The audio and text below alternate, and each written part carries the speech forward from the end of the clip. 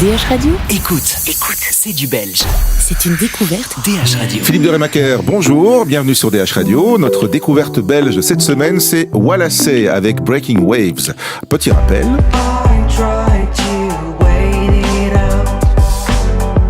Breaking waves crashing over. Please forget my broken time.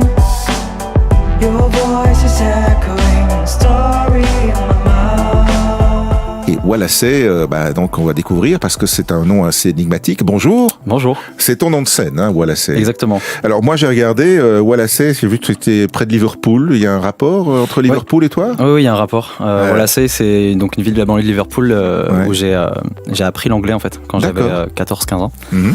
Et c'est à l'époque où j'ai commencé à écrire des chansons, à faire des premiers morceaux et ça fait partie de mon histoire perso du coup et de mon histoire artistique. D'accord, et donc c'est ce qui a donné ton pseudo, ton nom de scène, oui. Ton nom d'artiste.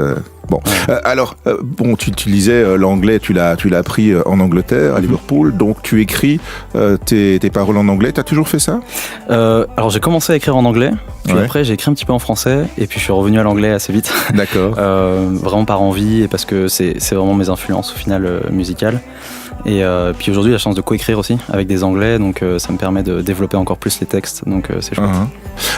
T'as déjà une carrière musicale, c'est pas ton premier morceau, je veux dire, mais c'est le début sous le nom Walassé ou bien ? Oui, c'est ça, voilà. C'est le début, c'est le projet qui évolue, c'est le premier morceau sous le nom Walassé et c'est vraiment un renouveau en fait. Et voilà. Avec un nouvel entourage, avec une nouvelle direction artistique aussi ? Exactement, en fait j'ai signé sur le label Blue Milk Records, donc il y a toute une équipe qui travaille maintenant autour du projet.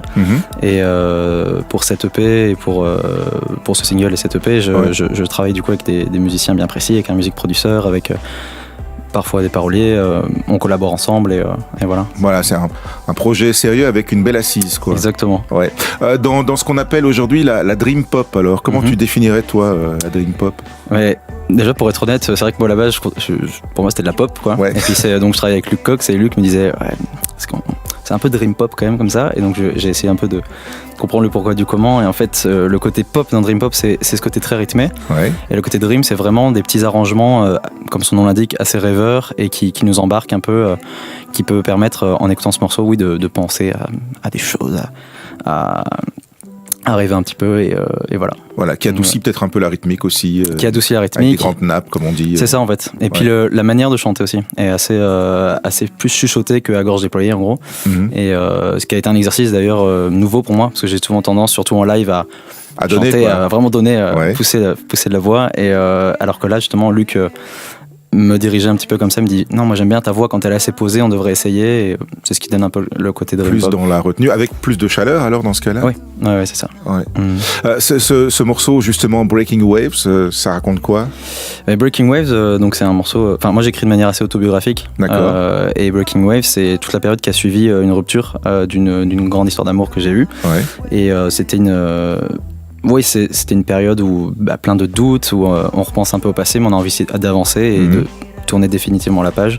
Et ça va très bien aujourd'hui, je te rassure. Ça allait, mais c'était une période assez compliquée, comme on peut tous connaître, et j'avais besoin d'aller au bout de ma démarche pour me reconstruire à ce niveau-là. Et voilà. C'est ça qui est fabuleux quand même dans le métier d'artiste de manière générale, c'est que de quelque chose de négatif, on peut finalement faire quelque chose de positif. Complètement. C'est ça, c'est en tirer les leçons, les côtés positifs, aller au bout de son idée, c'est faire sa propre thérapie aussi, comme ça on dépense pas trop en psychologue, c'est bien.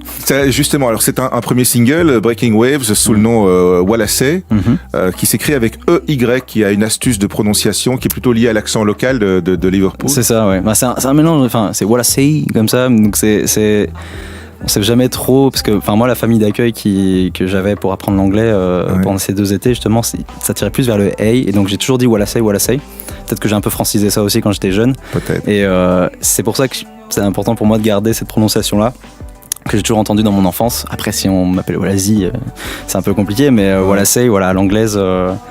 Et oui, c'est très bien comme ça. Les projets pour la suite, t'as un EP qui est en préparation ou directement un album Non. Donc un EP en préparation avec un single voire 2 avant qui sortiront pour annoncer l'EP qui sortira a priori à l'automne 2020. D'accord. Voilà. Donc on a le temps de peaufiner, quoi. On a le temps de peaufiner, effectivement. Ouais. Justement, mais aujourd'hui, quand on produit un morceau, alors. Il y a quelques années, enfin il y a un paquet d'années, c'est vrai maintenant, quand on enregistrait sur des bandes, fallait être bon tout de suite.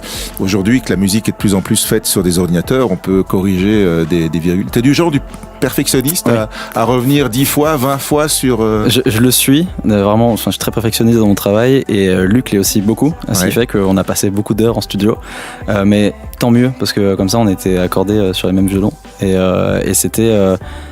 Après, c'était un gros travail, littéralement, par exemple sur l'accent en anglais aussi, où on a vraiment, parfois on fait 15 fois une prise pour une syllabe, ce qui fait qu'on voulait avoir le meilleur produit possible, même s'il n'y a pas de choses parfaites, au final, on voulait vraiment aller au bout du bout et...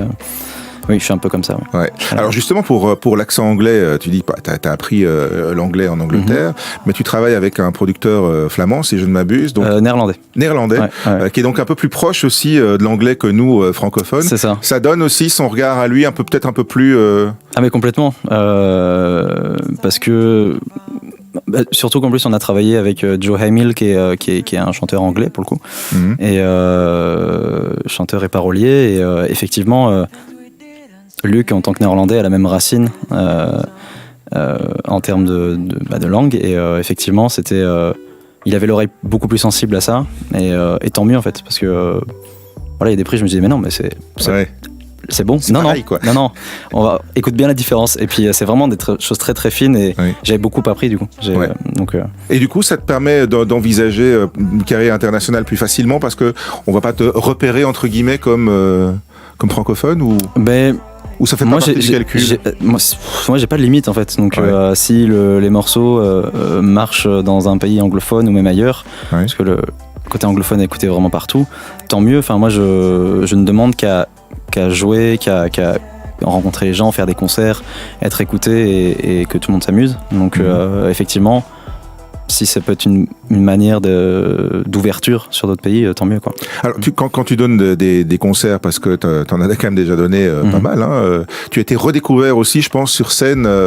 C'était au Franco cet été, donc voilà. Tu joues, t'as pas qu'un morceau à ce moment-là, t'as ceux qui sont déjà en préparation. Tu revisites des anciens aussi? Oui, je revisite des anciens parce que ça me tient à cœur, parce que je les ai tellement rodés aussi que je sais qu'on va bien s'amuser avec ces morceaux-là, donc je navigue entre des anciens et des nouveaux. Et du coup, là, tu ressors la guitare et tu redonnes de la voix? C'est ça. Sur scène, en fait, je tiens à garder ce côté acoustique, un peu folk, tout en restant pop, parce que ce sont les mêmes morceaux qu'on va découvrir en clip ou sur les plateformes. Mais ça apporte une autre couleur, et c'est une couleur que moi j'ai travaillé pendant des années, et moi en tant que personne qui va voir des concerts, qui suis un grand amateur de musique, j'aime bien voir quelque chose de différent en live que ce que j'ai écouté, et apporter deux couleurs différentes. Je trouve ça intéressant en fait, et puis honnêtement je sais ce que je sais faire en fait, donc je le fais, et puis voilà. Ah, puis comme ça on a les deux aspects, quoi. Voilà, c'est ça. Voilà, on fait une découverte, on a une surprise. T'es musicien depuis tout petit, ou c'est quelque chose qui est venu un peu sur le tard? Alors je chante depuis tout petit. J'ai pas vraiment de souvenir d'avoir un jour de m'être dit j'aimerais bien chanter, et voilà. Mais la guitare est arrivée assez tard. J'avais 14 ans je crois, et donc j'ai un copain à l'école qui est venu en disant j'ai essayé la guitare, il faudrait qu'on fasse un groupe, et donc j'ai essayé la guitare électrique qu'il avait chez lui, et j'ai eu une genre de révélation que c'était vraiment ça que je voulais faire, vraiment. T'avais le bon toucher, quoi. Ouais, enfin, mais alors que je savais pas jouer, enfin je veux dire, c'était Glim, quoi. Et en fait on a monté un groupe comme ça, et j'ai appris la guitare, je jouais. Ma mère me disait de toute façon ça va te passer, ça va durer 6 mois, voilà. Puis on avait une vieille guitare à la maison aussi, donc sur laquelle j'ai pu pratiquer aussi, qui était la sienne, qui a duré 6 mois, et en fait ça m'est jamais passé, donc c'est arrivé assez tard en fait, donc, mais les compos très vite finalement. La première année j'ai beaucoup gratté, beaucoup écrit pour le groupe, et puis après on a fait plein de concerts dans le coin, et puis après voilà. T'as perfectionné ça sur scène, ou bien t'as été dans une école de musique aussi? Non, du tout. J'ai perfectionné ça sur scène, en répétition.